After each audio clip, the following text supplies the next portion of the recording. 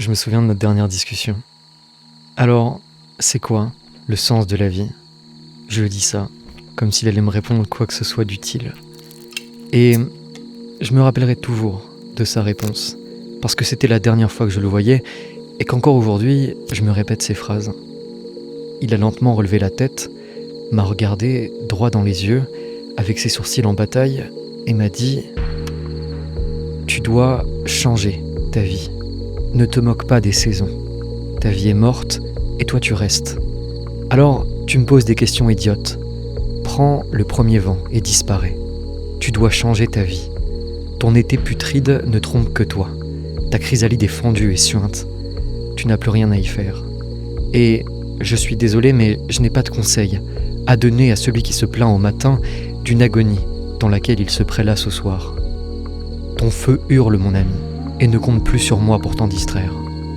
Vois-tu, je joue pour le bourgeon douloureux. Je joue pour ce qui pointe et perce jouissivement la membrane sous laquelle tu te caches et fais mine d'être coincé depuis des mois. Alors adieu, car ici, je ne sers plus à rien, si ce n'est à te protéger de toi-même. Puisses-tu ne pas tarder à naître. Pris la griffe, suis ton âme et reviens-moi. Il faut changer ta vie. Voilà ce qu'il m'a dit, ce soir de juin, sur la petite terrasse provençale, avant de partir se coucher et de partir à l'aube, très tôt, avant que je n'ai pu le saluer une dernière fois.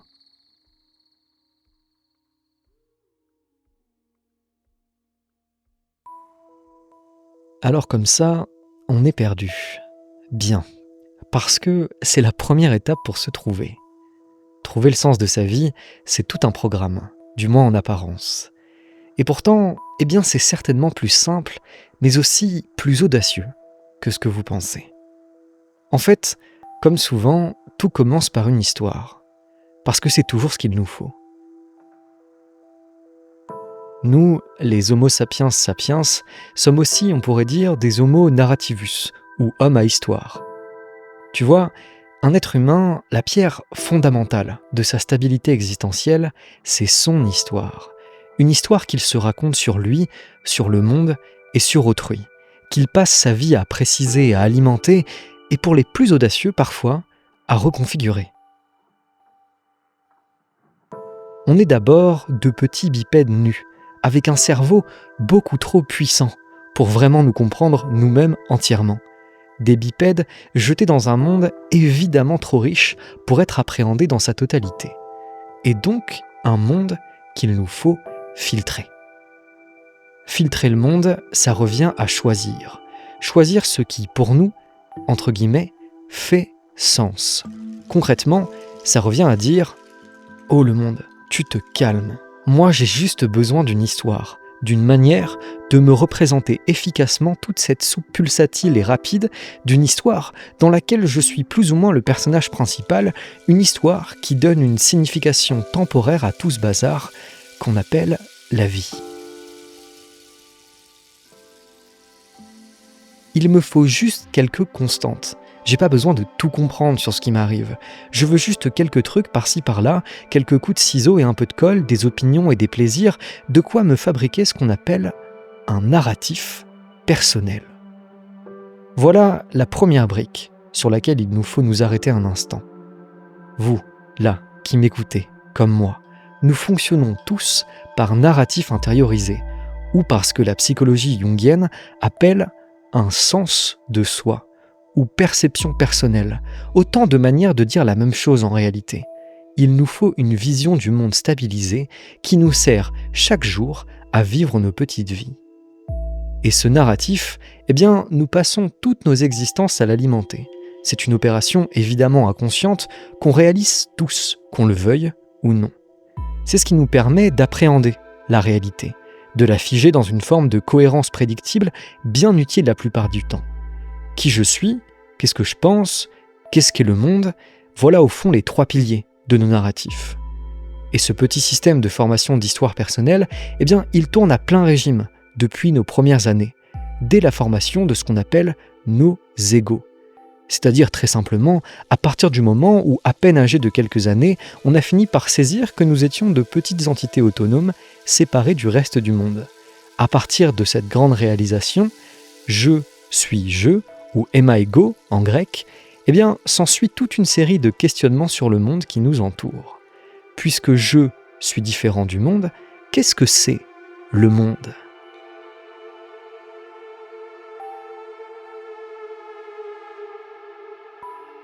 Et à 8 ans, eh bien, nos questions existentielles pour cartographier la réalité ressemblaient probablement à quelque chose comme « Qui va prendre soin de moi ?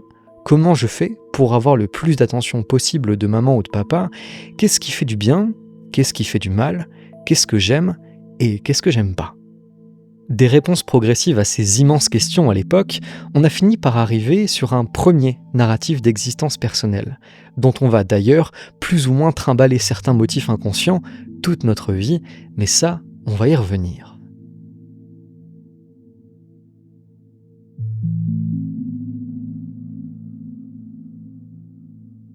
Aujourd'hui, une vingtaine d'années plus tard, les questions qui donnent un sens à ma vie, comme à la vôtre, n'ont pas radicalement changé en réalité. Qui suis-je ? À quoi je sers ? Qu'est-ce qui ou qui me donne de la joie ou de l'inconfort ? Qui sont mes ennemis ou mes amis ? Qu'est-ce que je crois ? Qu'est-ce que je ne crois pas ? Qu'est-ce que je crains ? Qu'est-ce qui constitue ma réalité ? De toute l'addition de ces histoires personnelles depuis notre enfance découle ce que l'on considère aujourd'hui comme notre réalité. Un agglomérat de jugements, de croyances, d'inclinaisons spécifiques, un sens de soi qui donne une consistance et une signification au monde autour de nous. Bref, ce qu'on doit retenir ici, c'est assez simple. Nous passons nos vies à donner un sens au monde, à nous raconter des histoires. Homo narrativus. Littéralement, on ne peut pas faire autrement que de mettre du signifiant partout. On juge, on classe, on se positionne en fonction de tout ce qui nous arrive dans la tête. Au fond de nos psychés se trouve une petite machinerie que l'on pourrait appeler narrateur égotique et dont la seule fonction est de traiter les gigantesques flux d'informations que l'on reçoit à travers nos journées et de les faire passer par le filtre de nos histoires personnelles. La fonction de l'ego, en vérité, elle est très simple. Rendre prédictible le monde et nous en protéger du mieux possible. Construire des histoires pour nous faciliter la vie. Voilà à quoi il sert. Et ça marche, aucune question là-dessus. Mais parfois, ça a un prix.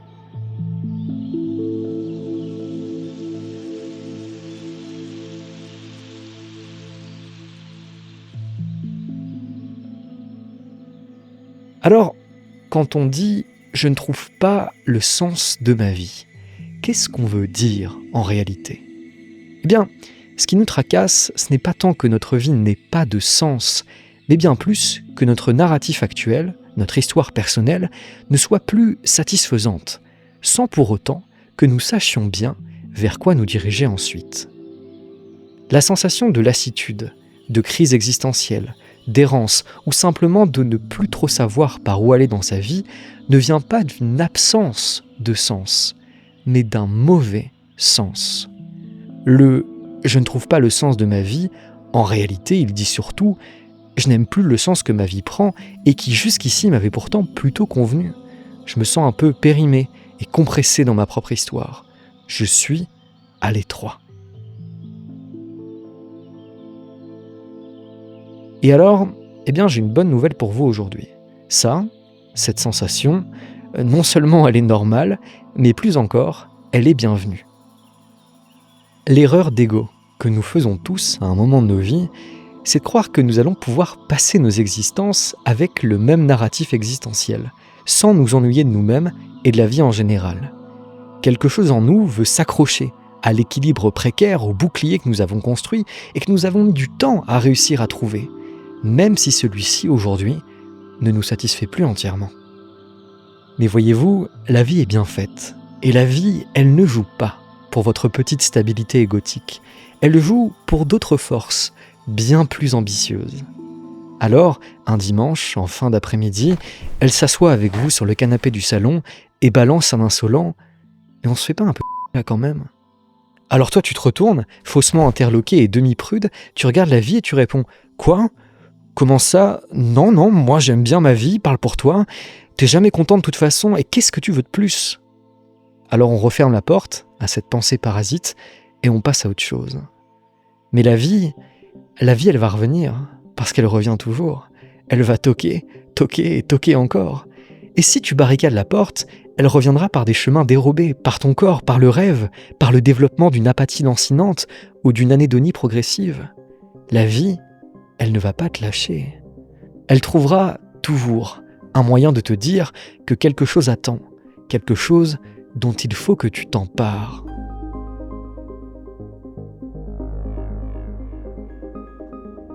La vie est saisonnière, cyclique et mouvante, et il faut bouger avec elle. Aussi difficile parfois, oui, que soit le processus. La chrysalide doit rompre. Alors, trouver le sens de sa vie, c'est une expression qui ne va pas beaucoup nous aider aujourd'hui. Et c'est pourquoi, à chaque fois que ce questionnement reviendra pour vous, je vous propose de le remplacer par « Qu'est-ce qui, obstinément, cherche à s'exprimer à travers moi ?» Ça, généralement, c'est beaucoup plus juste et utile. Encore une phrase à inscrire sur vos post-it. Bientôt, pour ceux qui suivent, vous aurez une belle collection. Dès lors, la seule et unique question qui devrait nous obséder est « Comment suivre au mieux ce qui m'appelle ? Comment suivre l'appel ? Et d'ailleurs, c'est quoi cet appel ? D'où il vient et qu'est-ce qu'il me veut ? Vers où il me tire ? Et est-ce qu'il faut vraiment le suivre ? Pourquoi j'ai l'impression d'avoir quelque chose au fond de moi qui a sa direction propre et ses envies distinctes ? Pourquoi on a souvent l'impression d'abriter plusieurs forces contraires qui se servent de notre corps et de notre esprit comme d'un champ de bataille dont on est, au mieux, les observateurs effarés ? Aujourd'hui, je vous propose donc d'essayer de répondre à ces grandes questions. Et pour ça, il va nous falloir plonger dans les profondeurs de l'esprit humain, parce que c'est là que se trouvent les clés que nous cherchons. Le voyage que je vous propose nécessitera une certaine honnêteté intellectuelle vis-à-vis de vous-même. Je vous proposerai plusieurs questions d'introspection qu'il vous faudra probablement méditer un moment après cette vidéo. Comme souvent, les réponses que vous attendez sur vous-même et sur votre vie se trouvent au bout du temps introspectif, honnête et sincère que vous vous autorisez avec vous-même, peut-être face à l'horizon. Alors, prenez le temps qu'il vous faudra. Bienvenue au Dolmen.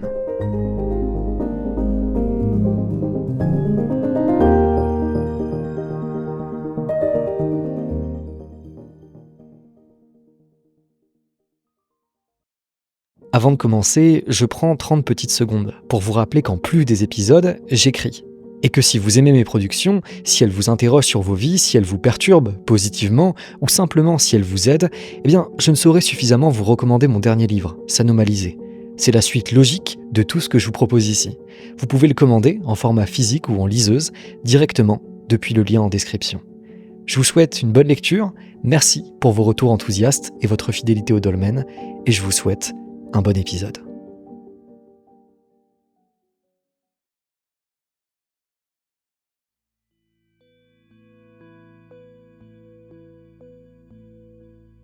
Si je vous dis âme, à quoi est-ce que vous pensez ?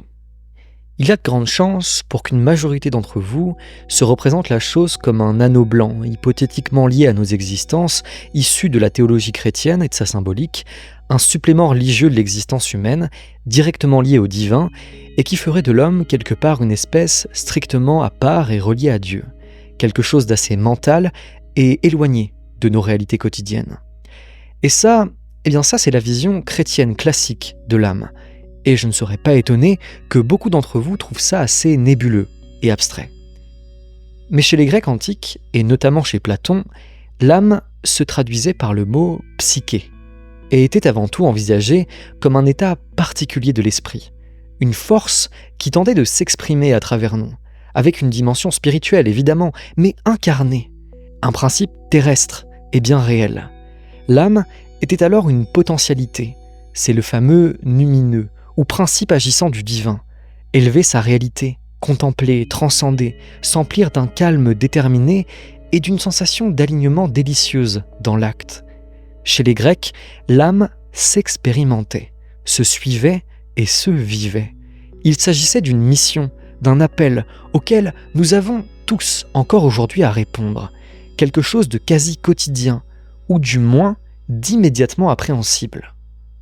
Dans son dernier livre, A Life of Meaning, le psychologue jungien James Solis se concentre justement sur ce principe, la recherche de l'appel de sa propre âme. Pour le psychologue, c'est parce que nos conditions de vie modernes nous ont éloignés de cet appel que nous ressentons aujourd'hui pour beaucoup un certain vide existentiel. L'âme, chez lui, n'est pas envisagée comme seulement un principe transcendant. L'âme, ou la psyché, est une force indépendante, dont chacun de nous porte le poids et la responsabilité de réalisation. L'âme a des plans pour vous, et de votre capacité ou non à suivre cet appel découle une grande partie de votre plaisir à vivre. Pour faire simple, chacun de nous est avant tout mu par deux forces. Nos narratifs personnels d'existence, comme nous l'avons vu juste avant, ou les histoires que nous nous racontons sur nous-mêmes et sur le monde, et de l'autre côté, le soi, ou la psyché. Une force souterraine et inconsciente, dont, pour tout vous dire, on ne sait pas grand-chose, mais dont on reçoit les exigences, souvent d'ailleurs de manière un peu déstabilisante. Quelque chose en nous sait que nous ne vivons pas comme nous devrions vivre, et refuse de tolérer cet état de fait. L'âme est butée, et c'est tout à son honneur.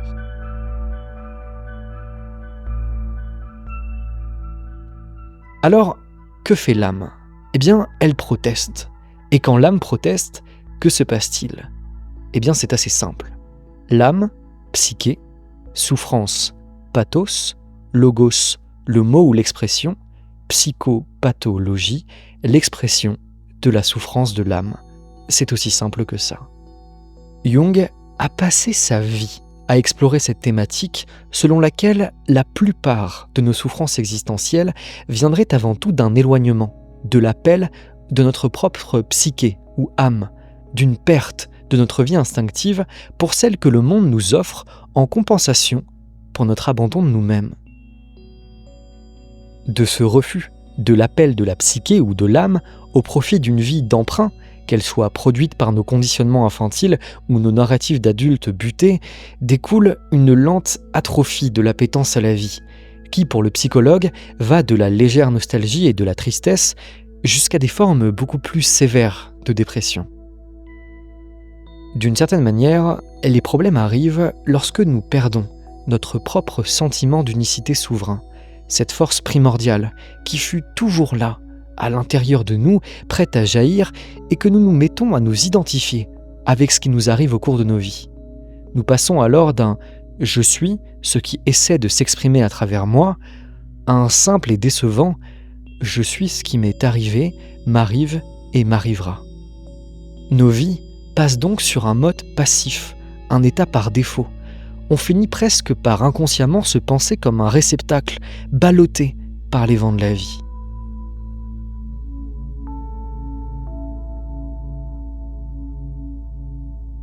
Alors pour Jung, les psychopathologies sont souvent simplement les révoltes de notre vie intérieure autonome concernant la manière dont nous menons nos vies extérieures. Dans le vocabulaire jungien, ça donne « le soi cherche toujours à s'exprimer à travers le sens de soi, qui l'écrase sous tout un tas de narratifs acquis. Et si le soi ou l'âme ne trouve pas de voie d'expression, elle s'en creusera une par des voies qui vont pas forcément vous faire du bien. Dès lors, la question qui nous intéresse est la suivante. Comment faire de la place pour l'âme, pour le soi ? Comment se mettre en conformité avec ce truc insistant qui définitivement ne va pas nous lâcher jusqu'à notre dernier souffle et que nous pouvons au mieux bâillonner mais jamais supprimer ? Comment désengager un peu l'ego pour faire de la place pour ce truc qui veut jaillir ? C'est ce que je vous propose de voir maintenant.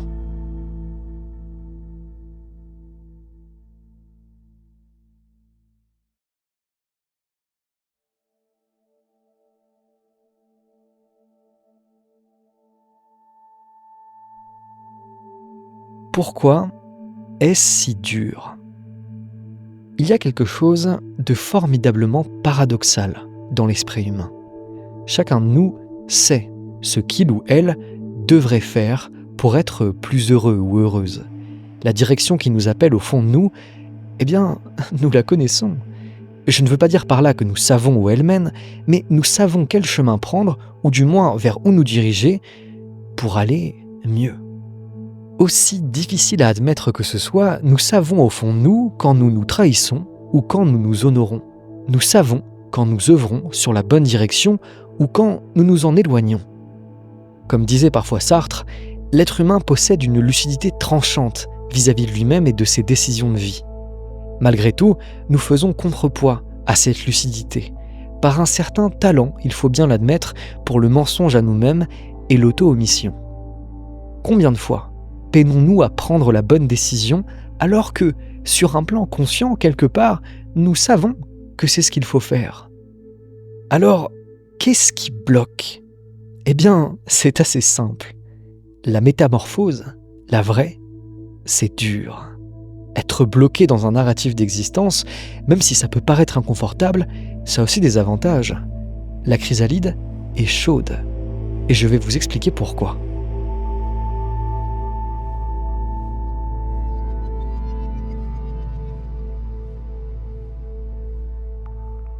En réalité, nos actions, nos jugements et nos choix d'aujourd'hui sont presque tous des conséquences directes ou non de nos histoires passées. Et c'est là que les choses deviennent intéressantes. Souvent, nos égarements existentiels viennent du fait que notre ego désire des choses selon des schémas passés et que notre psyché, elle, en désire d'autres. Nous sommes alors comme écartelés entre deux forces contradictoires. Si je prends mon exemple personnel, je sais bien qu'une partie des choses que je désire, sur un plan conscient, viennent de mon narratif infantile, de la relation que j'ai eue avec mes parents par exemple, avec mes amis d'enfance, et toute cette histoire me pousse à agir dans une direction, et je dois bien l'admettre, rarement la plus excitante. De ce côté-là, l'appel me tire vers une certaine sécurité d'existence, une recherche du cadre et de la prévoyance. C'est comme une petite voix qui me tire toujours vers les choix les plus sécuritaires et rationnels. La priorité ici est clairement à la prévoyance. Alors, ça marche, bien sûr, mais est-ce que ça me rend heureux? Cette question, elle est aussi pour vous. Ça fonctionne, mais est-ce que ça vous rend heureux? De l'autre, depuis quelques années maintenant, je développe doucement une relation timide avec autre chose, de plus bouillant à l'intérieur de moi. Une force qui me fait prendre des choix peut-être plus audacieux et qui ne marche pas tout le temps, mais qui me rendent infiniment plus heureux que toute la sécurité que mon ego poursuit, inlassablement. Dans son livre, le psychologue James Hollis a cette phrase que je trouve superbe.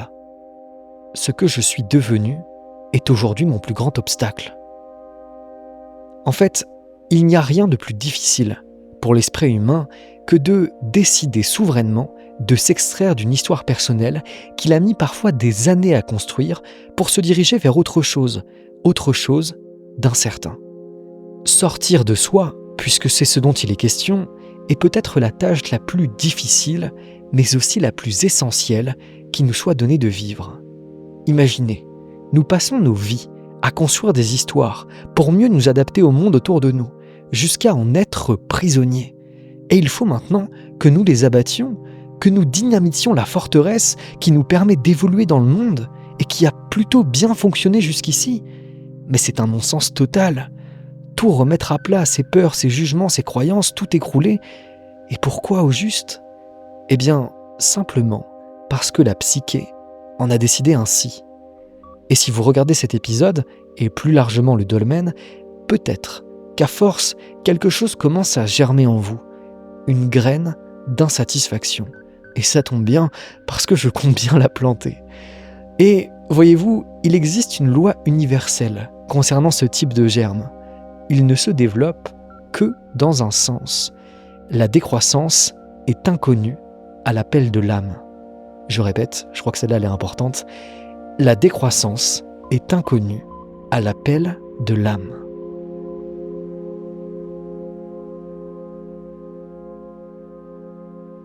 Si quelque chose a pris au fond de vous, la seule question c'est combien de temps encore ignorez-vous ce qui bout à l'intérieur de vous?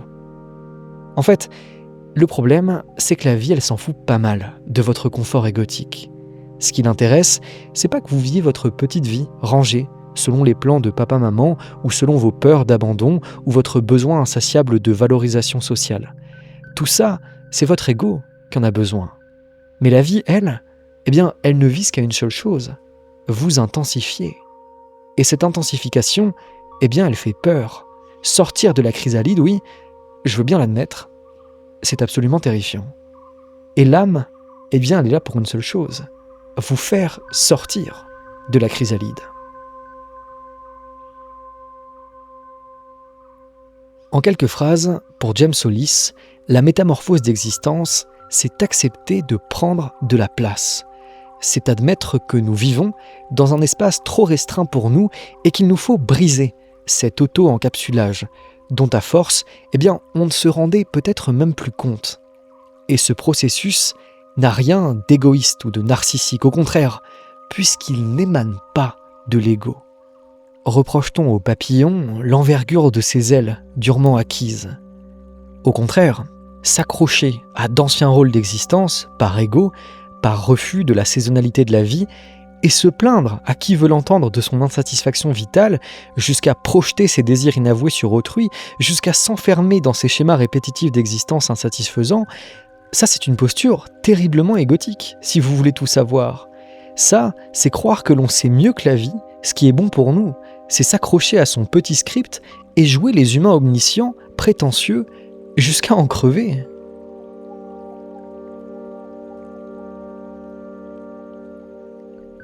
Je vais vous dire, la période d'entre-deux, entre un ancien moi et un nouveau moi, elle est synonyme de quelque chose. Elle est synonyme du fait que vous savez encore beaucoup trop qui vous êtes pour devenir quoi que ce soit d'autre. Question. Quel choix vous diminue? Quels choix vous grandissent? Qu'est-ce que votre ego veut? Et qu'est-ce que vos vieux complexes narratifs intériorisés veulent? Qu'est-ce que veut votre âme? Qu'exige de vous la vie en dehors des vieilles histoires dans lesquelles vous êtes bloqué? Le poète Maria Rilke, que j'aime beaucoup, a cette phrase magnifique à la fin de son poème The Man Watching. Il n'est pas tenté par la victoire. Sa croissance est d'être durement vaincu par des choses toujours plus grandes. En ce qui concerne l'esprit et le sens de votre vie, tout est là. Rendez-vous, perdez, acceptez votre défaite face aux exigences de votre âme et de cette chose étrange à l'intérieur de vous qui sait mieux que vous ce qu'il vous faut. Perdez contre la vie, soumettez-vous à son appel au changement, rendez-vous misérable face au mystère, car c'est lui qui mène la danse. À aller contre lui, vous ne ferez que remettre à plus tard l'inéluctable douloureux sans en cueillir ses fruits mûrs à l'instant.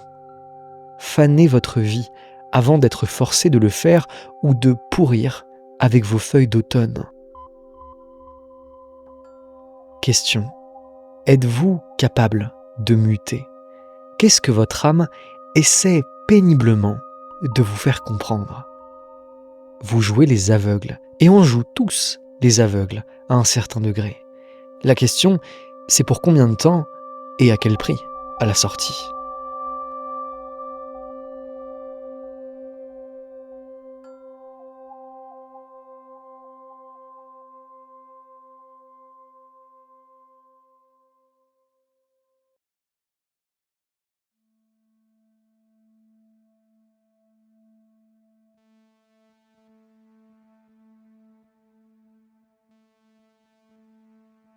Nous passons la majorité de notre temps d'existence à nous adapter à notre environnement. Et ce qui, aujourd'hui, en réalité, consiste essentiellement à nous trouver une place sur mesure et sans trop de danger dans une société tertiarisée et très peu au fait de son monde intérieur. En plus de ça, nous trimballons toute notre vie des systèmes de protection contre des peurs primordiales qui n'ont plus vraiment de raison d'être parce que nous sommes maintenant tout à fait en mesure de les affronter. En vrac. Peur de l'abandon, peur de manquer, peur du conflit, peur d'être trop ou peut-être pas assez, peur de l'échec, peur de l'intensité émotionnelle, peur du chaos ou pour certains de l'ordre, de l'engagement ou de la séparation, du mensonge ou de la routine, bref, je vous laisse compléter la liste. Trouver le sens de sa vie, Bien, ça commence par un sacré travail d'auto-analyse, de filtrage intégral sur nous-mêmes. Alors, j'aimerais aujourd'hui vous laisser avec ça. Quelques questions pour cartographier vos chemins invisibles. Quelques questions pour peut-être commencer à mettre de l'ordre dans la multiplicité de conflits narratifs qui se confrontent tout le temps à l'intérieur de vous. Plus j'avance en âge, plus je me rends compte que la qualité de nos vies dépend de plus en plus avec les années de notre aptitude à répondre avec honnêteté à certaines grandes questions d'exploration de nous-mêmes et de nous forcer à jouer carte sur table, même si parfois, il faut bien l'admettre, ce n'est pas très facile. Idéalement, vous pouvez trouver vos propres questions, mais je vais quand même vous en donner quelques-unes qui marchent bien pour moi. Prenez le temps de méditer ces questions, notez-les peut-être sur une feuille pour celles qui vous parlent le plus, et revenez-y de temps en temps, essayez toujours de gagner en clarté et en honnêteté sur vos réponses, parce que c'est là que tout se joue. Commençons. Quelles sont vos peurs primordiales ? Celles qui, que vous le vouliez ou non, ont déterminé ou continuent de déterminer une grande partie de vos choix de vie actuels ou passés. Nommez calmement ces choses, ces grands déterminants invisibles. Quelle est la chose qui vous manque le plus aujourd'hui dans votre vie ? Celle que vous traquez comme aucune autre, ou au contraire, celle à la poursuite de laquelle vous n'osez pas complètement vous lancer. D'où vient ce besoin ? De l'ego ou de l'âme ? Quelle influence vos parents, même absents, continuent d'avoir sur vos choix de vie ? Le but, c'est pas de blâmer pour blâmer, mais simplement d'accroître notre discernement, d'éclairer l'influence. Sur quoi vos parents se sont arrêtés dans leur chemin personnel d'existence ? Quelles sont les barrières insurmontables sur lesquelles ils se sont échoués ? Où et sur quoi refusez-vous obstinément de grandir ? Qu'avez-vous laissé derrière vous ? Sur quoi attendez-vous des réponses ou une clarification venue de l'extérieur ? Sur quoi, pourrait-on dire, attendez-vous d'être sauvé de vous-même ?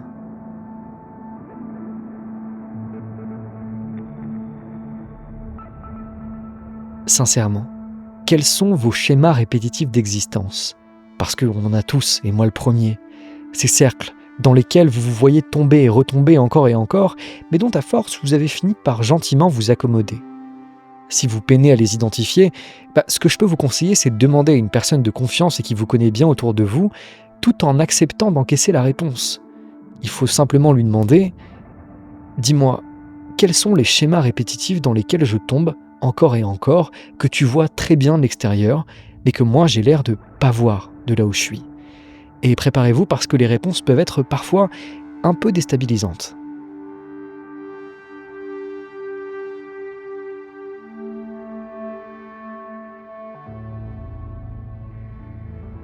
Répondre honnêtement à toutes ces questions est loin d'être glorieux. Le faire sincèrement risque même d'être dérangeant et déstabilisant. Mais le chemin vers soi n'est pas toujours épique et immense. Au contraire, c'est un chemin d'humilité crue, mais nécessaire. Alors, voici quelques questions additionnelles pour ceux qui veulent aller un peu plus loin. Vivez-vous ou êtes-vous vécu par le monde et ces histoires qui vous collent à la peau ? Avez-vous une âme ? Et si oui, qu'attend-elle de vous ? Dans quel domaine de votre existence la peur continue-t-elle d'agir en protecteur insurmontable ? Car il y a ressentir de la peur et être contrôlé par sa peur. Pourquoi vivez-vous la vie que vous vivez ? Au service inconscient de qui prenez-vous les choix que vous prenez ? À quel point vos narratifs intériorisés agissent comme des lames de fond sur chacune de vos journées ? Vous savez, nous sommes tous hantés. La première étape est de s'en rendre compte et la seconde est de nommer ces fantômes. Quels sont vos fantômes ? Vos reliquats passés, engrammés au fond de vous sous forme de peur et de réflexes automatiques. Traquez les motifs invisibles qui agissent sur le visible. Ce que vous refusez de voir sur vous-même se muera de toute façon toujours en destin. L'âme qui ne peut plus parler murmure, et celle qui ne peut même plus murmurer commence à sortir les griffes. Alors il faut plonger. Personne ne sait comment vous devriez exactement vivre vos vies et vers quoi vous devriez vous autoriser à tendre. La meilleure chose que vous puissiez faire pour vous-même, une fois avoir mis un peu d'ordre dans vos fantômes, c'est de vous mettre au service de votre mystère personnel. À force de clarté et d'efforts d'alignement intérieur, vous vous rendrez compte de choses curieuses que l'esprit occidental a aujourd'hui bien du mal à admettre, car il n'ose plus les expérimenter. Comme la présence de forces qui agissent en votre faveur pour peu que vous sachiez honorer les murmures venus de très profond à l'intérieur de vous. Doucement, vous commencerez à prendre plus de place, jusqu'à vous rendre compte que non, vous n'allez pas mourir par excès d'audace. Vous commencerez doucement à comprendre que vous n'êtes pas obligé d'être défini par vos limitations inconscientes, votre désordre psychique et tout ce qu'il vous pousse à faire ou à omettre, mais qu'au contraire, ce qui vous définit est bien davantage votre poursuite effrénée du mystère, du lumineux, et que cette poursuite au quotidien passe par la réalisation pleine et entière de vos aspirations insatiables. Je sais que ça peut paraître simple dit comme ça, mais je vous assure, il y a 2 types de vents, ceux venus de l'extérieur et ceux venus de l'intérieur. Et plus vous deviendrez à même de juger de la nature de vent qui vous traverse, plus vous vous surprendrez à prendre des décisions vertueuses pour vos vies. Parce que voyez-vous, il y a une âme, je vous assure, il y a un soi avec un S majuscule, quelque chose d'autonome tout au fond de vous. Et c'est pas seulement un concept de psychologue fumeux. Ce soi parle, il demande, il exige, il souffle fort. Il veut faire remonter des choses pour vous permettre de vous en distancier. Il parle depuis longtemps et continuera de parler. Il a sa propre volonté. Et l'écouter ou non ne tient qu'à vous en définitive. Nous sommes terrifiés devant l'expression de nos profondeurs. Alors que, en réalité, si vous y réfléchissez 2 minutes, ce qui est véritablement terrifiant, c'est le silence. Le silence névrosé d'une civilisation qui a réussi à transformer ses dieux en concepts et ses concepts en actes purement matérialistes et égotiques. Ça oui, ça c'est terrifiant. Le silence, la plainte et l'écho. L'absence de motifs, de rêves, la mort de l'intérieur, ça me terrifie et ça devrait vous terrifier.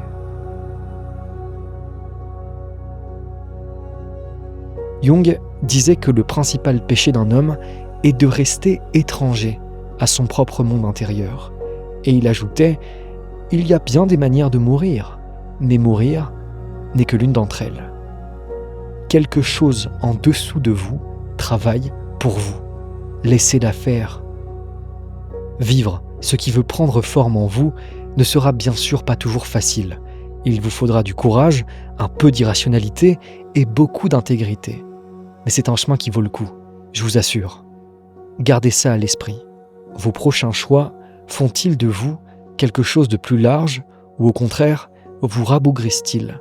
C'est généralement une bonne métrique à garder à l'esprit.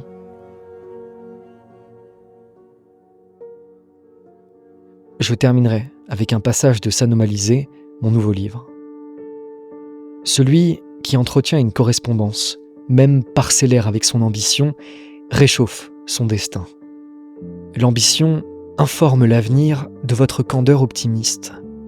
Dès lors, quelque chose commence à ronronner dans le lointain. De grandes forces, jusque-là grippées, se mettent nonchalamment au travail, réveillées d'un somme dont elles commençaient à s'accommoder. L'ambition grandiose élève secrètement nos espoirs au-dessus de la quotidienneté, et ce faisant, nous soustrait à la masse de désirs artificiels dans lequel le monde barbote. Elle précise notre goût et le rend insaisissable aux outils de l'empire. Penser grand, désirer grand, dans le fond de son cœur ou au grand jour, c'est préparer le terrain de l'anomalisation. Regardez les yeux de vos contemporains. Crèvent-ils de leur quête démiurgique du grand et du beau ? Ou sont-ils au contraire prostrés dans l'hésitation, le rêve sans moyen et l'idée sans souffle? Merci pour votre soutien et votre présence au dolmen, semaine après semaine, mois après mois.